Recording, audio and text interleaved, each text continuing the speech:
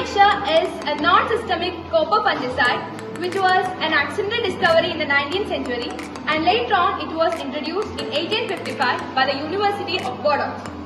It was used to control the downy mildew disease in the grapes, and now it is widely used in preventing fungal and bacterial diseases in coconut, cocoa, etc.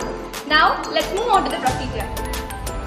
Materials required for Podomyxa: USO4, lime, water, beaker and glassware. I would like to ask Priyanka for presentation and demonstration. For the preparation of Podomyxa, we require 10 grams of pure copper sulphate, 10 grams of slip lime and water. Take 2 beakers of 500 ml and pour 500 ml of water into each container.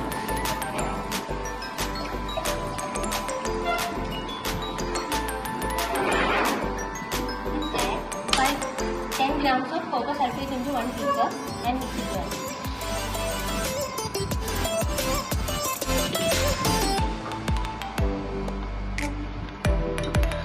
In the other hand, add 10 grams of slip lime into another beaker and mix it well.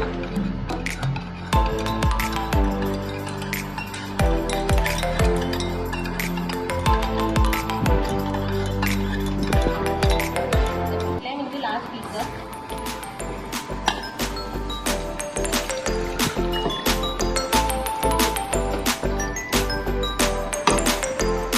Then pour the copper sulphate solution into the last beaker.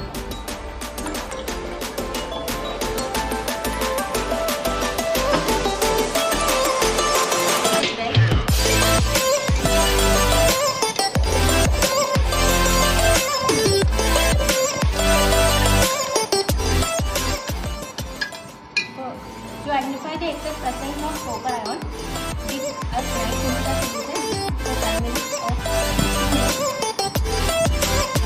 let it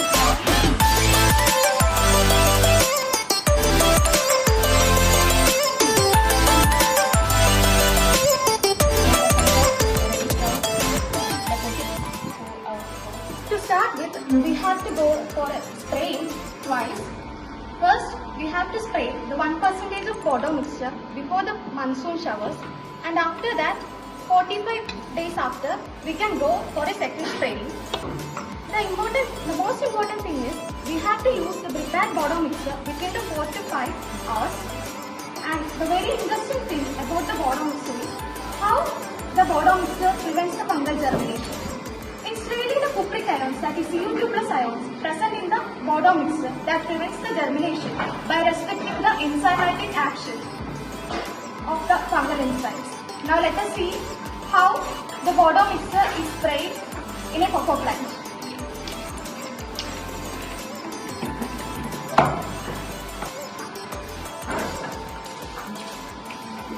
talk about the precautions. The most important thing to keep in mind is that it should be prepared freshly and it should be used within 4 to 5 hours once it has been prepared. The second thing is that a metallic container should be never used because it may lead to corrosive action.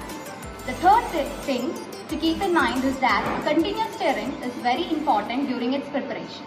The fourth and the most important thing to keep in mind is that the copper sulphate solution should be mixed in the lime solution, not the reverse, as the reverse may result in the precipitation of the solution. And now the fifth and the last thing to keep in mind is that while spraying, it should not be sprayed along with any other fungicides or insecticides. To talk about the advantages, as you have seen, it's very easy to prepare, so farmers can prepare it by themselves. The materials used are copper sulphate and lime, which are readily available and also very cheap in cost. Podomyxa can affect a large number or various range of fungus, especially the size of Podomyxa. These are all the advantages of Podomyxa. I hope everyone got a clear idea about the preparation, mode of action and advantages of Podomyxa. Thank you.